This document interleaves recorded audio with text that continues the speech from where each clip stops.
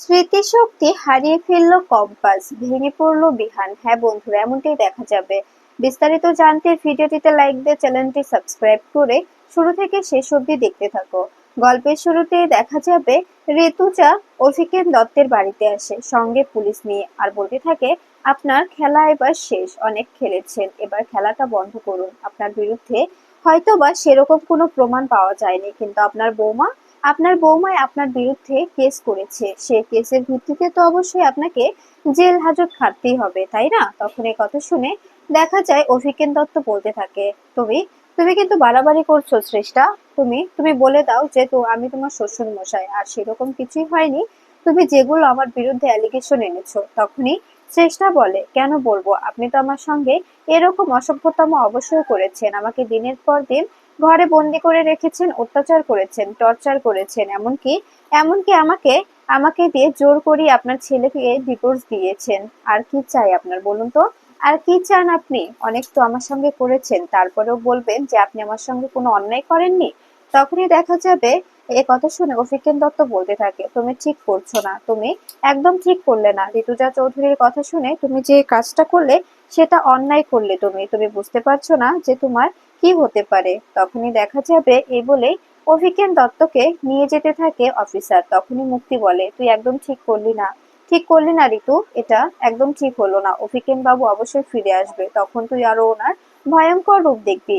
এই বলে মুক্তি অভিকেন দত্তের পিছনে ছুটতে থাকে। তখনই দেখা যাবে শ্রেষ্ঠা কান্না করলে ঋতুজা বলতে থাকে, প্লিজ শ্রেষ্ঠা, কান্না করবে না, একদম কান্না করবে না, তুমি একদম সাহসীর মতো কাজ করেছো। উনি উনি যেরকম লোক, তোমার সঙ্গে যে যে অন্যায় হয়েছে সেগুলোর প্রতিবাদ করেছো তুমি। এটা নিয়ে কখনো নিজেকে অনুতপ্ত করবে না, কখনো না। সবসময় নিজেকে স্ট্রং রাখবে, বুঝতে পেরেছো? সবসময় নিজের মেয়ের জন্য নিজেকে স্ট্রং রাখার চেষ্টা করবে। তখনই চেষ্টা বলে, দিদি, আমি তো ওনাদের জন্য অনেক কিছুই করেছি। এদিকে দেখা যাবে কম্পাস ঘুমিয়ে পড়লে তখন বিহান বলতে থাকে, সমস্ত কিছু ঠিকঠাক হয়েছে, কম্পাস ঘুমিয়ে পড়েছে, এখন আমি এখানেই বসে থাকি। ঠিক তখনই ঋতুজা ফোন করলে বিহান ফোনটা রিসিভ করে। ঋতুজা বলতে থাকে, বেটা, আমাদের স্বপ্ন পূরণ হয়েছে, আমি অভিকেন দত্তকে শাস্তি দিয়েছি, ওনাকে আমি জেলে পাঠিয়েছি, উনি এখন জেল কাস্টাডিতে আছে। এই কথা শুনে বিহান অবাক হয়ে যায়। বিহান বলতে থাকে, কি বলছো এসব মা? তখনই ঋতুজা বলতে থাকে, হ্যাঁ, আমি যা বলছি একদম ঠিক বলছি, আমি অভিকেন দত্তকে শাস্তি পাইয়ে দিতে পেরেছি। উনি যে অন্যায়টা করেছিলেন আমাদের সঙ্গে, সে অন্যায়ের জন্য হয়তোবা শাস্তি দিতে পারিনি, কিন্তু কিন্তু ওনাকে অন্য গ্রাউন্ডে আমি জেলে ঢুকিয়েছি। তখন এই কথা শুনে দেখা যাবে বিহান বলতে থাকে, তুমি যে কি কাজ করেছো মা, তুমি নিজেও জানো না তুমি যে কত বড় একটা কাজ করেছো। ওনার মতো মানুষকে কোনোভাবে বাইরে রাখা ঠিক নয়। উনি যতক্ষণ বাইরে থাকবে ততক্ষণই মানুষের বিপদ নিজের মানুষকে গ্রাস করে খাবে, কখনো মানুষের বিপদ সরবে না। তুমি একদম ঠিক কাজ করেছো, ওনার মতো মানুষের বাইরে থাকার কোনো অধিকার নেই। তখনই ঋতুজা বলে, আমি আমি আরো সমস্ত প্রমাণ জোগাড় করব। ওনার বিরুদ্ধে কেউ মুখ খুলছে না, তাই তো কোনোভাবে ওনাকে আমি ধরতেও পারছি না, কিন্তু চিন্তা করো না, ওনার বিরুদ্ধে আমি অবশ্যই প্রমাণ জোগাড় করব। তখনই বিহান বলতে থাকে, মা, ওনার বিরুদ্ধে যে লোকজন আছে সেগুলো কি মুখ খুলবে? ওরা তো টাকা খাইয়ে মুখ বন্ধ করে রেখেছে। তখনই ঋতুজা বলে, সেটাই তো সমস্যা, কিন্তু কিন্তু চিন্তা করো না, অবশ্যই ওদেরকে মুখ খুলতে হবে। কতদিন মুখ বন্ধ করে থাকবে বলো তো? অনেক তো মুখ বন্ধ করে থেকেছে, এবার তো মুখটা খুলতেই হবে, যে করে হোক ওদের মুখ আমি খোলাবো। তখনই বিহান বলে, একদম ঠিক বলেছো মা, যে করে হোক ওই অভিকেন দত্তকে শায়েস্তা করতে হবে, ওনাকে কোনোভাবেই ছাড়লে চলবে না। উনি উনি যে অন্যায়টা করেছে, তুমি বুঝতে পারছো? উনি আমাকে প্রান্তিকটাকে পুড়িয়ে মারার চেষ্টা করেছে, কম্পাসকেও তো কমবার মারার চেষ্টা করেনি, এরপরেও আর ওনাকে কি করে ছাড়া যায় বলো তো? তখনই দেখা যাবে এই বলে ফোনটা কেটে দেয়, আর বিহান হঠাৎই আচমকাই ঘুমিয়ে পড়ে। তখনই দেখা যাবে কম্পাসের পাশে ঘুমিয়ে যাওয়ায় কম্পাসের হঠাৎ ঘুম ভেঙে যায়। ঘুম ভাঙতেই কম্পাস কম্পাস অদ্ভুতভাবে তাকিয়ে ওঠে। এটা দেখে কম্পাস নিজেকে চিনতে পারে না। এরপরে দেখা যাবে কম্পাস আস্তে আস্তে বেড থেকে উঠতে থাকে আর বলতে থাকে, আমি এখানে কেন?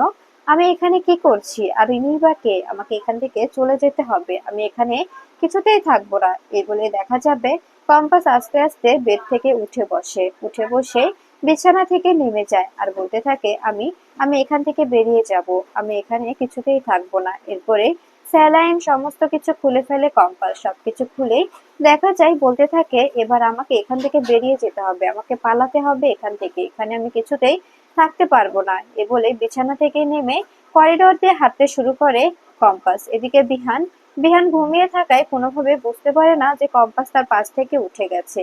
এদিকে কম্পাস করিডোর দিয়ে হাঁটতে শুরু করে দেয় আর বলতে থাকে, আমি কোথায় এখন? আমি তো বুঝতে পারছি না আসলে আমি কোথায় আছি। আমাকে এখান থেকে বেরিয়ে যেতে হবে। যদি কোনো রকম বিপদ হয় আমার, আমি এখান থেকে বেরিয়ে যাব। এদিকে রশ্মিকা সেনাপতির সেনাপতির কোয়ার্টারে চলে আসে। সেখানে এসে ঘুমিয়ে পড়লে তখনই হঠাৎই রশ্মিকার ঘুম ভেঙে যায়। তখন আস্তে আস্তে রশ্মিকা ঘুম ভাঙতে দেখা যায় সেনাপতি নিজের ফোনে কিছু একটা করছে। এরপরে এরপরে দেখা যাবে রশ্মিকা বলতে থাকে, আমি এখানে কেন? আমি এখানে কি করে এলাম? কখন এলাম আমি বুঝতে পারছি না। আমাকে এখানে কে এনেছে সেনাপতি? আমি এখানে কি করছি? তখনই সেনাপতি বলতে থাকে, আসলে রশ্মিকা তোমার ঘুম ভেঙেছে?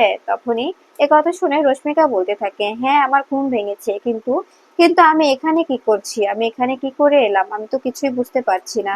তখন কথা শুনে দেখা যাবে সেনাপতি বলতে থাকে, তুমি তুমি একদম ঘাবড়িও না, আমি তোমাকে সমস্তটা বলছি। এই বলেই দেখা যাবে রশ্মিকার পাশে বসে সেনাপতি পাশে বসে রশ্মিকার হাতে হাত রেখে বলতে থাকে, তোমাকে আমি সবটা বলছি রশ্মিকা, আসলে কি কি ঘটনা ঘটেছিল কালকে। তুমি হঠাৎই ইমোশনাল হয়ে পড়লে, এরপরে এরপরে তুমি কেমন যেন করছিলে আর ঘুমিয়ে পড়ায় আমি আর তোমাকে কোনোভাবে বাড়িতে পৌঁছে দিতে পারিনি, তাই আমি এখানে এনেছি, আমার কাছে এনে তোমাকে রেখেছি। আর আমাদের মধ্যে এরপরে যা হলো আমি সেটা ভাবতেও পারছি না, কিন্তু কিন্তু কোনো ব্যাপার না, তুমি বিশ্বাস করো, আমি এটা নিয়ে কখনো তোমাকে ফোর্স করব না। তখন কথা শুনে রশ্মিকা বলতে থাকে, এসব কি বলছো তুমি? এসবের মানে কি? আমার কিছু মনে পড়ছে না কেন সেনাপতি? আমাকে আমাকে কি আমার কি হয়েছিল? আমি কিছুই মনে করতে পারছি না কেন? তখনই সেনাপতি বলতে থাকে, আচ্ছা রশ্মিকা, আমাকে এসব কেন জিজ্ঞেস করছো? আমি বুঝতে পারছি না। তুমি হঠাৎই কেমন যেন ইমোশনাল হয়ে পড়লে আর আমাকে কাছে টানতে চাইলে। তখনই কথা শুনে রশ্মিকা অবাক হয়ে যায়। রশ্মিকা বলতে থাকে, এটা কোনোভাবেই হতে পারে না, আমি বুঝতে পারছি না তুমি এসব কি বলছো। তখনই সেনাপতি বলে, বিশ্বাস করো রশ্মিকা, আমি কোনো রকম কোনো খারাপ কাজ করতে চাইনি, কিন্তু তোমার তোমার এই জোরাজোরি আমি আর মানতে পারিনি। বিশ্বাস করো, কিন্তু বিশ্বাস করো, আমরা সেরকম কোনো কিছুই করবো না, আমরা সেরকম সেরকম এসব নিয়ে ভাববো না, যা হবার হয়ে গেছে। তখনই রশ্মিকার হাত ধরে সেনাপতি বলতে থাকলে সে রশ্মিকা নিজেকে নিজেকে রিয়েলাইজ করার চেষ্টা করে, কিন্তু কোনোভাবেই রশ্মিকা কিচ্ছু মনে করতে পারে না। এদিকে দেখা যায় বিহানের ঘুম ভেঙে যাওয়ায় বিহান দেখতে পায় বেড খালি, বেডে কম্পাস নেই। এটা দেখে অবাক হয়ে যায় বিহান। বিহান বলতে থাকে, কম্পাস কোথায় গেল? কম্পাস এভাবে এভাবে কোথায় যেতে পারে? এভাবে দেখা যাবে এটা বলে পাগল প্রায় হয়ে যায় বিহান। বিহান বলতে থাকে, আমি বুঝতে পারছি না যে কম্পাস একা একা এত রাতে কোথায় যেতে পারে। আমাকে যে করে হোক কম্পাসকে খুঁজে বের করতে হবে। কোনোভাবেই আমি কম্পাসের বিপদ হতে দিতে পারি না। কম্পাসের যদি কোনো বিপদ হয়ে যায় তবে কি হবে? এরপরে দেখা যাবে বিহান সিস্টারকে বলতে থাকে, আপনারা কি কম্পাসকে দেখেছেন? তখনই সিস্টার বলতে থাকে, আপনি এসব কি বলছেন? আপনি তো ওই কেবিনে ছিলেন, পেশেন্টের সঙ্গেই তো আপনি ছিলেন, তবে আপনি দেখতে পাননি যে উনি কোথায় গেল?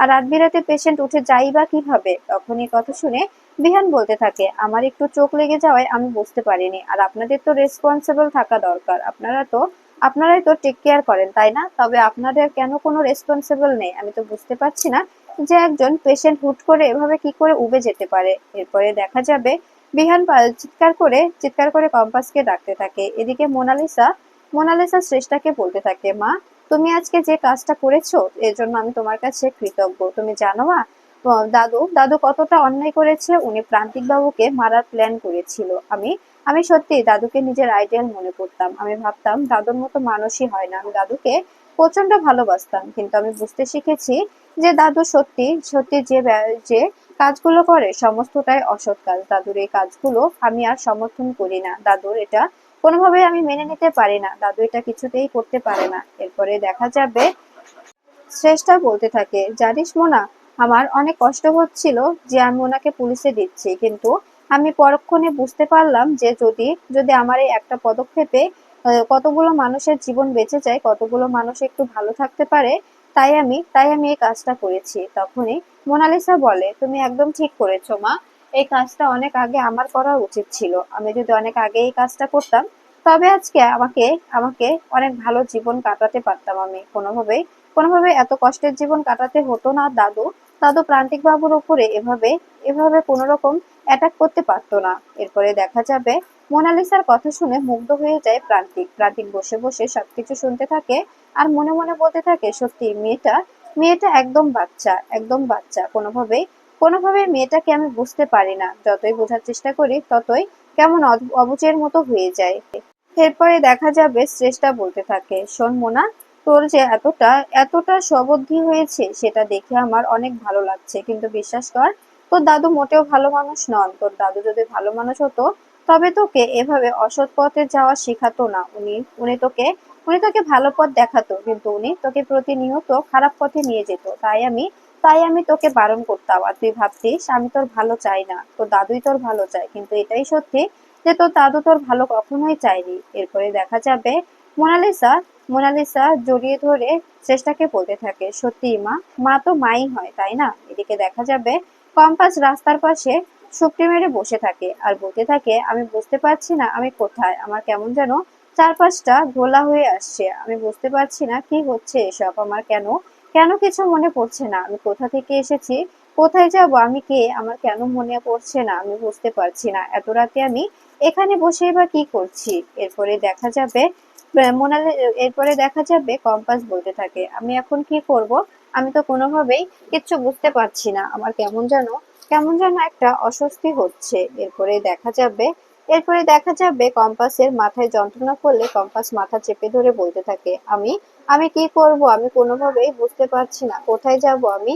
কোথায় যাওয়া উচিত আমার, আমি কোথা থেকে এসেছি। এদিকে দেখা যাবে প্রান্তিক বলতে থাকে, thank you Mona, thank you, তুমি যে এত সহজে সমস্ত কিছু রিয়েলাইজ করতে পারবে, এটাই এটাই অনেক। আমি ভাবতেও পারিনি যে তোমাকে আমি এতটা পাল্টে ফেলতে পারবো। তখনই দেখা যাবে মোনালিসা বলতে থাকে, থ্যাংক ইউ প্রান্তিক বাবু, আপনার কারণে আজকে আমি নিজের ভুলটা বুঝতে শিখেছি, থ্যাংক ইউ। তখনই দেখা যাবে প্রান্তিক বলতে থাকে, আমি আমি তো চাই শুধু তুমি যাতে নিজেকে বুঝতে পারো মোনা, নিজের নিজের ভুলটা বুঝতে শেখো। এভাবে এভাবে নিজের জীবনটা কাটানো যায় না, তুমি যেভাবে জীবন কাটাও এভাবে কখনো কারো জীবন চলতে পারে না। অন্যের উপর ডিপেন্ড করে নিজের জীবন চালানো কখনো সম্ভব না, নিজের জীবনের ডিসিশন নিজেকেই নিতে শিখতে হয়। এরপরে দেখা যাবে হঠাৎই বিহান ফোন করলে প্রান্তিক বলতে থাকে, বিহান ফোন করছে। তখনই মোনালিসা বলে, ফোনটা রিসিভ করো, ওদিকে কি হয়েছে কে জানে। এরপরে ফোন রিসিভ করতে দেখা যায় বিহান বলতে থাকে, কম্পাস কি তোমাদের ওখানে গেছে। তখনই প্রান্তিক বলে, না তো,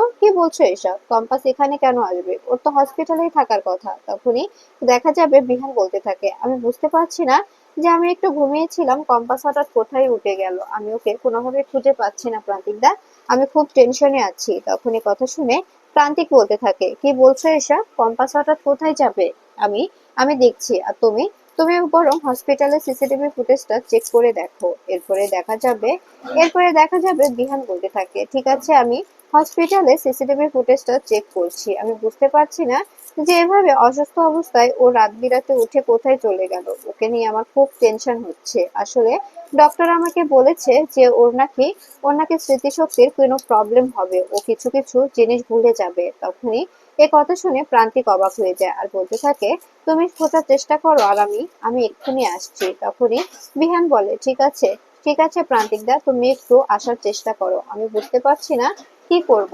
এভাবে এভাবে আমি কম্পাস দিয়ে কোথায় খুঁজবো, ও হঠাৎ হঠাৎ কোথায় গেল, আমি কিচ্ছু বুঝতে পারছি না, আমার চারপাশটা কেমন যেন হয়ে আসছে। তখনই এ কথা শুনে দেখা যাবে দেখা যাবে এদিকে কম্পাস রাস্তার পাড়ে বসে বসে কাঁদতে থাকে আর বলতে থাকে, আমি আমি কোথা থেকে এসেছি, কোথায় যাব, আমি তো কিছুই জানি না, আমার কি করা উচিত, আমি এখন কি করব।